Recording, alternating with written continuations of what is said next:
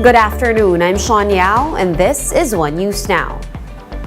The Health Department warns that daily COVID-19 cases could reach 22,000 by the end of the month if people continue to be complacent. Mobile journalist Jacob Lazaro with the report.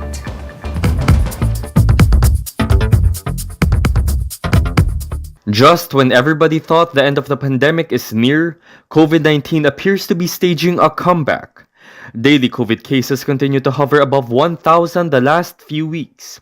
If the trend continues, the Health Department projects cases to reach as high as 22,000 per day by the end of the month, with Metro Manila, the country's epicenter of the pandemic, possibly hitting 11,000 per day.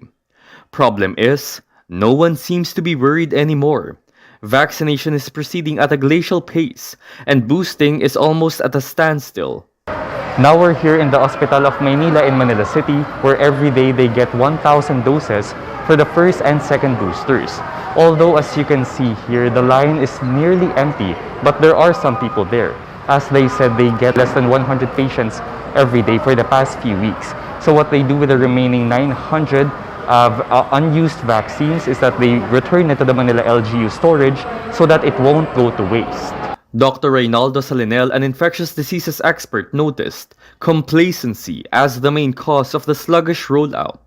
People mobbed vaccination centers when they were still afraid of COVID, but now the fear is unfortunately gone. Pagka maraming namamatay, maraming ganyan, saka lang sila nagtatakbuhan dito papunta sa ospital para lang magpa-booster shot. 71 million Filipinos have been fully vaccinated. But Salinel pointed out the waning immunity of the vaccines, which happens at least 3 months after getting the second jab. Because of this, the new Omicron subvariants BA.4 and BA.5, which were found to evade the immunity produced by previous vaccines, are said to be the main driver of the current spike in cases. But Dr. Itzel Salvana, director in the DOH, clarified that although the BA.5 appears to be more transmissible than other variants, most of its infections only produce mild to moderate symptoms. The distinction as the deadliest still remains with the Delta variant. Still, to prevent the worst, DOH urges the public to get their boosters. But as of Tuesday, only 15 million have been boosted. In the past, the government has implemented what they called incentive and disincentive strategies to increase vaccine rollout, such as only allowing the fully vaccinated in public and requiring the unvaccinated to get tested to physically report to work. The Health Department said they are considering doing the same thing for boosters. Mobile journalist Jacob Lazaro, we are One News. And one infectious diseases expert says that the highly transmissible BA.5 Omicron subvariant is driving the rise in COVID cases here in the Philippines. Dr. Jane Solante told The Big Story that 60% of the samples returned positive for the subvariant.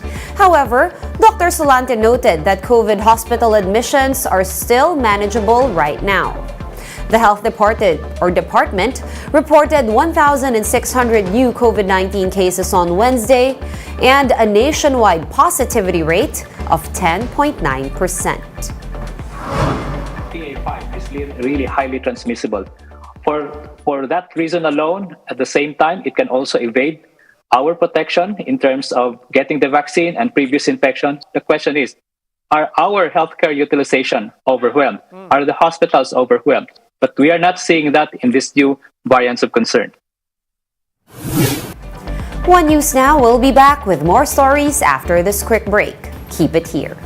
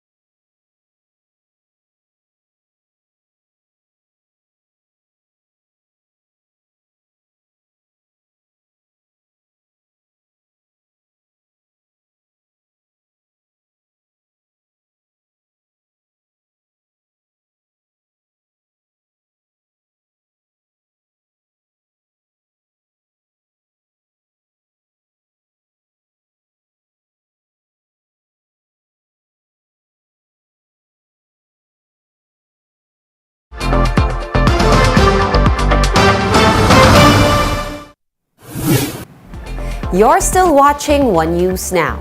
I'm Sean Yao. The Commission on Higher Education, or CHED, lifted the ban preventing schools from offering new nursing programs. Let's get their thoughts. We have the Philippine Nurses Association President Melvin Miranda joining us now over Zoom. Sir Melvin, good afternoon. Thank you for joining us. What is your initial reaction to this decision? Actually, the Philippine Nurses Association considered this as a welcoming development simply because it will consider on how it will invite our prospective students from other regions to enroll in the BSN program. There are some state universities, colleges, and local universities and colleges in some regions that do not offer BSN programs. So if this will be an opportunity for the SUCs and LUCs to open up the BSN program, then we'll support. All right, Sir Melvin, before we go into this discussion further, can you remind the public why they put the ban in the first place? The moratorium was set in 2010 simply because of the situation that there is a proliferation on the decline of the quality of nursing graduates who are taking the nurse licensure examination. So seemingly the average are low than expected with the performance in the nurse licensure examination. Second is on the increased number of schools that have not met the minimum standards. So that's why some of their programs were phased out and such considered the moratorium of the BSN program. The second is there are training for fee that is happening before in 2010 that when they will be entering into the profession, they need to have the certification that will be paid has been considered by the CMO 30 of 2010. All right, so having said that, Sir Melvin, now that they have lifted the ban, can we take that to mean that in the last 12 years, the quality of graduates have already improved?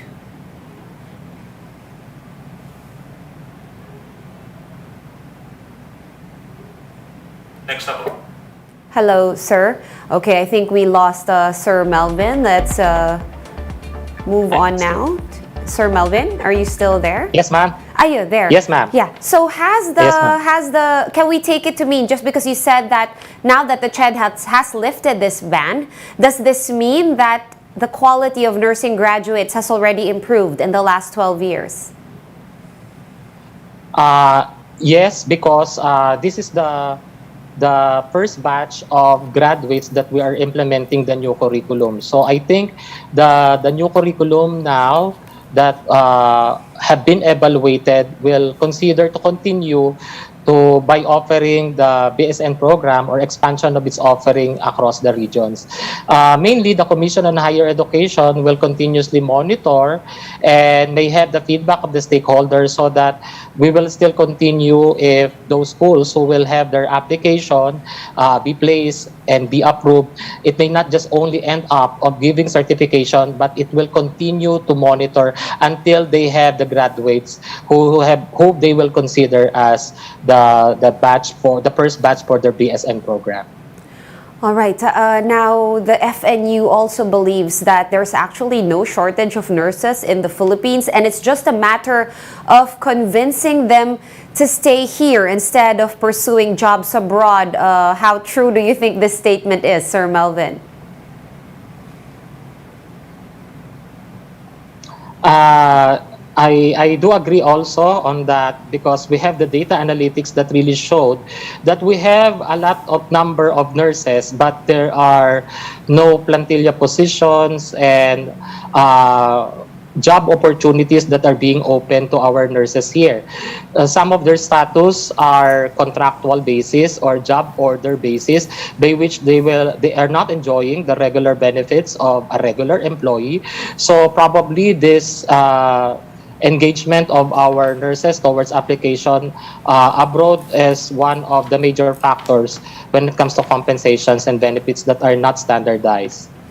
Right, and of course, Filipino nurses are famous not just here, but everywhere in the world. Do you see the Philippines again having another nursing boom, what with the lifting of this moratorium on new nursing courses? Other than the lifting of the moratorium is we are pushing on the enactment of the substitute nursing bill, which nursing education is one that had been embedded in one of the provisions by which we are considering those who will be enrolled in the SUCs and LUCs will have the return of service. All right, thank you so much for your time and for sharing your experiences with us. Philippine Nurses Association President Melvin Miranda joining us over Zoom. Thank you, sir. In other news, the Agriculture Department is looking for funds to help out the poultry and livestock sectors. This is in line with President Bongbong Marcos's marching orders to increase local food production and lower the cost of agricultural products. The DA is now looking into subsidizing feeds and seeds. The DA will be meeting with agriculture stakeholders today to discuss managing the prices of agri-products. This would mean we will have to subsidize some of the costs, no, just to be able na maging mababa po ang presyo as far as our consumers are concerned.